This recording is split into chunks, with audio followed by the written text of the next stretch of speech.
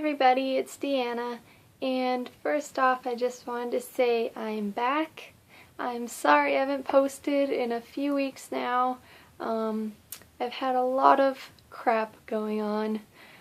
Basically, it was midterm season at school and I was swamped with doing research and studying at the same time. And also, I suffered a lot with my anxiety this month. So basically this video is going to be about the book that I did read and what I'm currently reading right now. I don't want to make a TBR for November, just because I feel like that puts a lot of pressure on myself to, have a list of books that I have to get through or feel pressured to read during the month.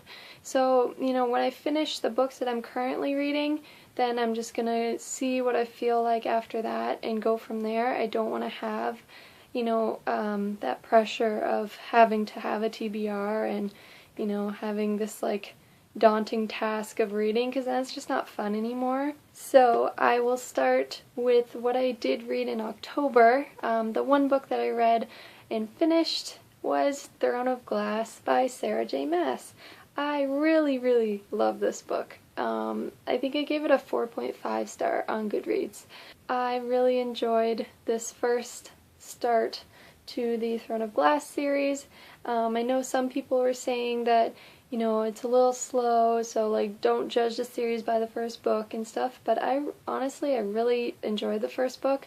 I didn't have that many problems with it, to be honest, and I found it to be pretty thrilling and just kept me reading. I love Sarah J. Maas's writing style. I just really enjoyed this book and I got really immersed, and I think I'm going to read The Assassin's Blade next, just because I want to get a better sense of Celaena's prequel story before I continue on with Crown of Midnight. Overall, I really enjoyed this book. I'm totally jumping on the Throne of Glass trash train. And yeah, I love this. The only thing I had a problem with was just personal choice. I didn't really like Dorian that much, so that it was just those scenes that I was a little bored with. But okay, and on to what I'm reading in November. I'm mostly through Indian Horse by Richard Wagamese. This is a book that I have to read for my anti-racism class that I'm taking right now.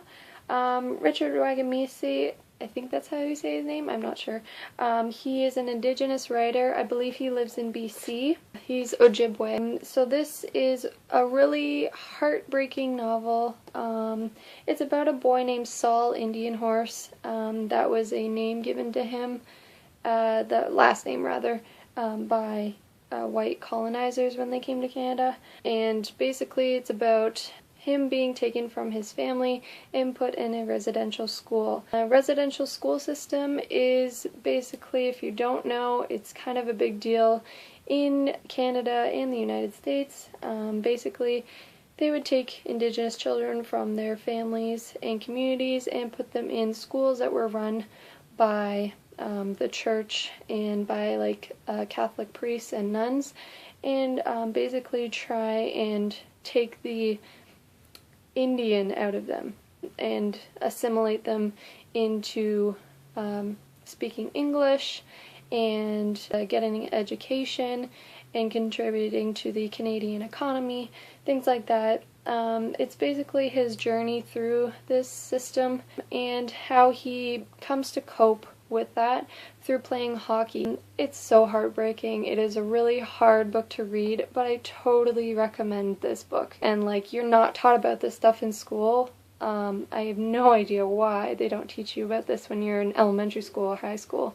Honestly, read this book or read something by Richard Wagamese. And what else I'm reading currently is Highly Illogical Behavior by John Corey Whaley. I just put this book down for about 2 weeks just because it was midterm season, and also this book is about anxiety, and that's something I'm currently having an issue with right now, so it's a little triggering for me. I also find the story really moving and really sweet, and I'm a huge fan of Solomon's parents. Oh my god, his parents are so supportive and so kind and like totally get him, and like that is amazing to me, and I want a parent like that.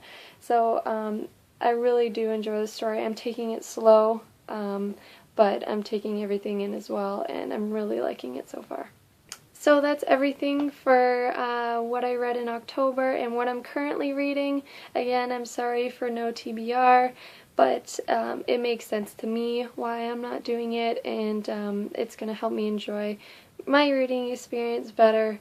So thank you guys so much for watching. I'm sorry I was away for so long, but I'm going to try to film more videos for sure coming up. Bye.